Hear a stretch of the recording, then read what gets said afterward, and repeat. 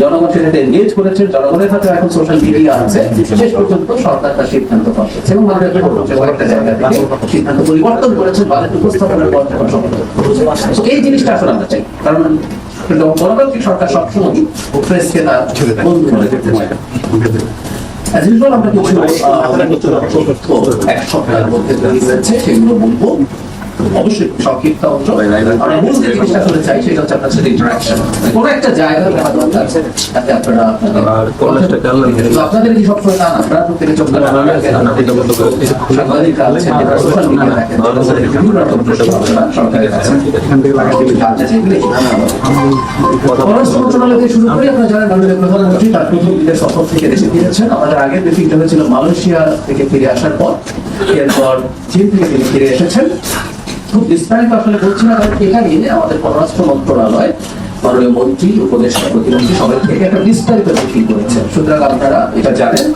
কিন্তু আমরা এটুকু বলতে চাই যে এটা খুব সফল একটা সফর ছিল, এবং আমরা আবার ইনক্লুড করেছি, আপনারা এগুলো আমরা পেয়ে যাবেন। এবং আমরা চাই এটা নিয়েও আমাদের জনপরিসরে আলাপ আলোচনা চলতে থাকবে। আমরা দেখছি যে কলম লেখা হচ্ছে সফল, খুব সফল হচ্ছে, তারা কেউ বলছেন কিছুই হয়নি, ইত্যাদি টাকা পয়সা কত পাওয়া গেল প্রশ্ন করছেন, সেখানেও যেমন আমাদের অনেক পড়াশোনা দিয়েছিলেন। তারপরে এই সব আলোচনাগুলো চলছে, এগুলো চলতে থাকুক।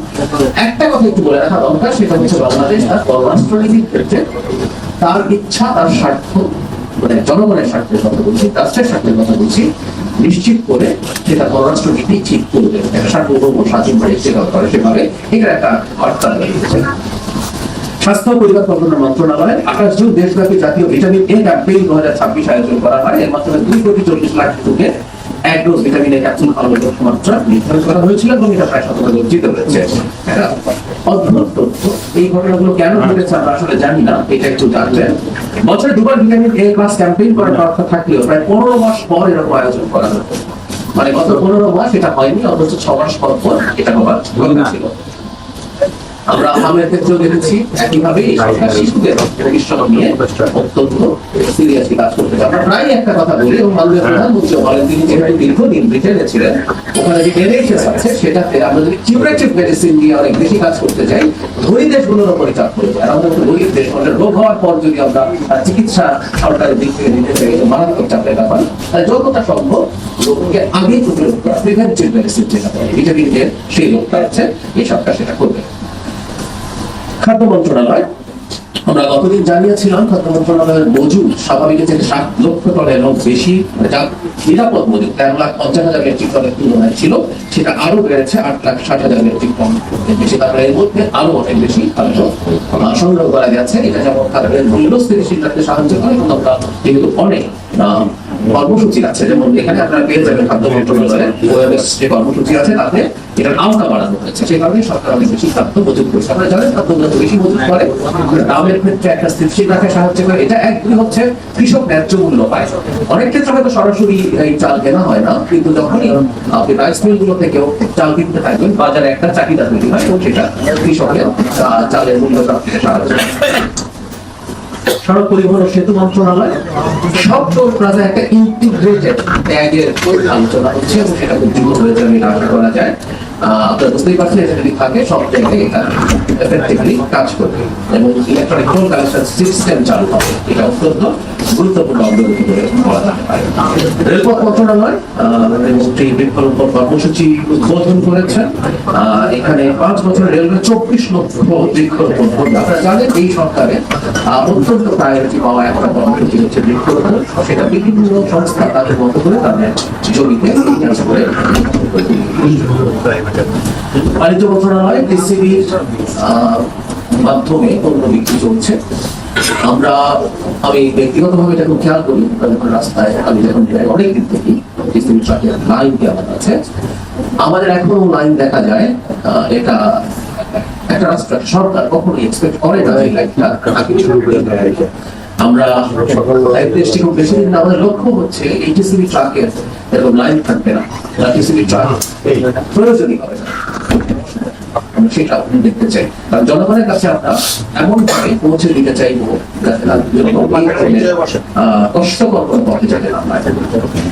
স্থানীয় সরকার পল্লী উন্নয়ন সমবায় মন্ত্রণালয় বিভিন্ন ধর্মীয় সামাজিক প্রতিষ্ঠানে বরাদ্দপত্র হস্তান্তর করা হয়েছে। বিরোধী দলীয় 65 জন সংসদ সদস্যের অনুকূলে জনপ্রতি 30 লাখ টাকা করে বিশেষ বরাদ্দ দেওয়া হয়েছে। ভূমি মন্ত্রণালয়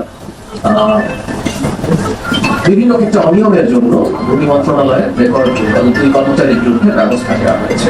মৎস্য প্রাণী সম্পদ মন্ত্রণালয় বাংলাদেশে প্রথমবারের মতো নাইজেরিয়ায় 10,440 প্যারেন্ট হ্যাচিং এগস রপ্তানি করেছে। এর চালানের মূল্য $18,729।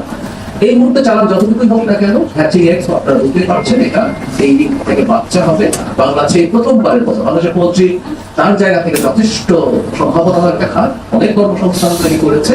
এখন যদি এটা এভাবে আমরা রপ্তানি করতে পারি, এটা খুবই গুরুত্বপূর্ণ একটা পদক্ষেপ হবে। এটুকু বলছেন যে এই খাতকে আমরা রপ্তানির মুখী করে তোলার জন্য চেষ্টা করছি। সুতরাং এটা একটা খুব গুরুত্বপূর্ণ মাইলস্টোন পদক্ষেপ বলে আমরা মনে করি, খুবই গুরুত্বপূর্ণ।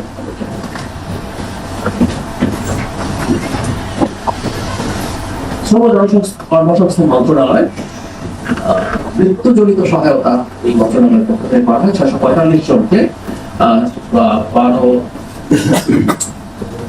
12,78,50,000 টাকা চিকিৎসা সহায়তা হিসাবে 7,300 জন এবং মৃত্যুজনিত সহায়তা হিসাবে 645 জনকে দেওয়া হয়েছে 12,78,50,000 টাকা। চিকিৎসা সহায়তা হিসেবে 7,933 জনকে দেওয়া হয়েছে 24,40,93,000 টাকা এবং শ্রমিকের মেধাবী সন্তানদের শিক্ষাবৃত্তি হিসাবে 474 জনকে 94,80,000 টাকা সহ সর্বমোট 9,052 জনকে 38,14,23,000 টাকা আর্থিক সহায়তা প্রদান করা হয়েছে। আর এই মন্ত্রণালয়ের রুটিন কর্মসূচির জন্য হিসাবে যেটা হয় বিভিন্ন শিল্প কলকারখানা পরিদর্শন চলছে এবং যেখানে যেখানে অনিয়ম পাওয়া গেছে সেখানে ব্যবস্থা নেওয়া হচ্ছে। দীর্ঘদিনের পুঁজিগত সংকট থাকে বিভিন্ন সেক্টরে, এখানে সব সেক্টরেই আছে। এই সরকার খুব দ্রুত চেষ্টা করছে যতটা সম্ভব নিয়মের মধ্যে আনা যায়।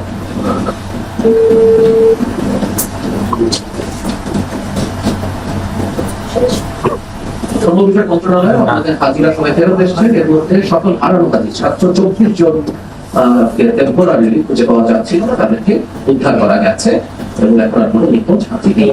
তথ্য সম্প্রচার মন্ত্রণালয় বাংলাদেশের প্রধানমন্ত্রী তারেক রহমান ও চীনের প্রধানমন্ত্রী লি চিয়াংয়ের উপস্থিতিতে বেইজিং এর ডেট হল অফ পিপলে সিনহুয়া নিউজ এজেন্সি ও চায়না মিডিয়া গ্রুপের প্রধানদের সঙ্গে গুরুত্বপূর্ণ সমঝোতা স্বাক্ষরিত হয়েছে। বাংলাদেশের পক্ষে এতে স্বাক্ষর করেছে তথ্য সম্প্রচার মন্ত্রী জহিরুদ্দিন আহমেদ। স্বাক্ষরিত সমঝোতা স্মারক গুলোর আওতায় বাংলাদেশ চীনের মধ্যে সংবাদ তথ্য বিনিময়ের দ্বিপাক্ষিক সহযোগিতা, গণমাধ্যম খাতে দীর্ঘমেয়াদী অংশীদারিত্ব, গ্লোবাল সাউথ মুক্ত গণমাধ্যম বিষয়ে যৌথ গবেষণা, প্রযুক্তির ব্যবহার এবং সম্প্রচার ক্ষেত্রে সহযোগিতা এবং অভিজ্ঞতা বিনিময়ের সুযোগ সম্প্রসারিত হবে। টেলিযোগাযোগ মন্ত্রণালয় টেলিকম এবং ইলেকট্রনিক পণ্য উৎপাদন এবং সংযোজনের জন্য প্রয়োজনীয় র ম্যাটেরিয়াল সোর্সিং এর পরিকল্পনা গ্রহণ করা হয়েছে। 6টি বিমানবন্দর ও 5টি রেল স্টেশনে ফ্রি ওয়াইফাই সেবা চালু করা হয়েছে এবং আরেকটা গুরুত্বপূর্ণ কাজ যেটা কন্টিনিউ করছে, এটা সংখ্যা নিয়মিত বাড়ছে। হাওড় গাঁও ও প্রত্যন্ত অঞ্চলের প্রান্তিক জনগোষ্ঠীর জন্য ইন্টারনেট সুবিধা চালু করানো 1075টি হটস্পট চালু হয়েছে। এটা পরের সপ্তাহে এগুলো বাড়তে থাকবে। আপনারা জানেন এই জায়গাগুলো খুবই দুর্গম, এই দুর্গম জায়গাগুলোতে জনগণের তথ্য প্রাপ্তি নিশ্চয়তা এবং আজকে আমরা যদি ইন্টারনেট ব্যাকবোনের সাথে কানেক্টেড না থাকি, এটা আসলে কোনোভাবেই এই সময়ের সাথে মানে ম্যাচ করে না, সেই কাজ সরকার করছে।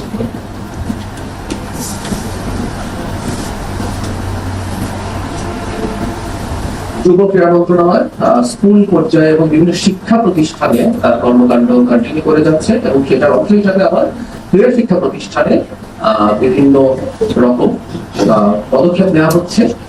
সেখানে কম্পিটিশন চলছে। আমাদের মাননীয় প্রধানমন্ত্রী স্কুল পর্যায়ে শিশুদের জন্য, কিশোরদের জন্য ক্রীড়া ক্ষেত্রে তাদের অ্যাক্টিভিটি বাড়ানোর উদ্যোগ করেছেন, সেটা কন্টিনিউ করছে। পরিবেশ ও জলবায়ু মন্ত্রণালয় তারা যেটা করেন সবচেয়ে তাদের গুরুত্বপূর্ণ রুটিন কাজ মোবাইল কোর্ট পরিচালনা করছেন। এই সপ্তাহে তারা 19টি মোবাইল কোর্ট পরিচালনা করেছেন, 78টি মামলা দিয়েছেন, জরিমানা আদায় করেছেন 14,14,000 টাকা।